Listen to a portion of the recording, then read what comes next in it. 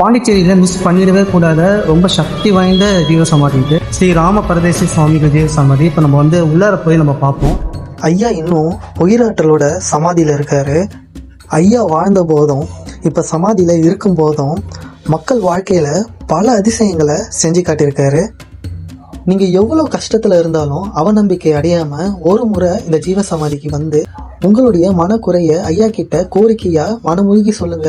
ஐயா கண்டிப்பா உங்க வாழ்க்கையில ஒரு அதிசயத்தை செஞ்சு காட்டுவாரு. சர்வசதா காலமும் அவர்கள் ராம் ராம் என்ற மந்திரத்தை உச்சரித்து வந்த காரணத்தால் ஊர் மக்கள் ஸ்ரீ ராம பரதேசி சுவாமிகள் என்றே அழைக்கலாயினர்.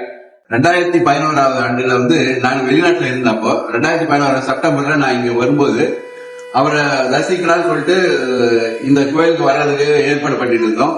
விருதாச்சலம் பக்கத்துல இருக்கிற ஒரு சிவன் கோயில தரிசனம் செய்யலாம்னு சொல்லிட்டு பஸ்ல ஏற சமயம் தடுமாறி விழுந்தேன். மண்டே தாரூர்ல இருந்து மண்ரூட்ல விழுந்ததுனால உயிர் பிழைத்தேன். அந்த ஒரு காரணத்தினால அவரோட தொடர்ந்து அவரை ரசிக்க ஆரம்பிச்சேன் நான். இப்ப நீங்க இந்த ஜீவசமாதி சுத்தி பாத்துட்டு இருப்பீங்க. ரெனோவேஷன் ஒர்க் போயிட்டு இருக்கு. உங்களால முடிஞ்ச நன்கொடைய கோயில் நிறுவனத்தை கான்டாக்ட் பண்ணி உங்களால் முடிஞ்சா கொடுங்க.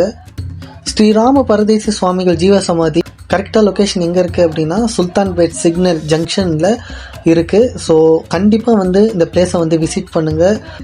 கண்டிப்பா பாண்டிச்சேரியில இருக்க ஸ்ரீராம பரதேசி சுவாமிகளோட ஜீவசமாதிக்கு வாங்க. ஐயாவோட முழு அருளும் பெறுங்க. நன்றி.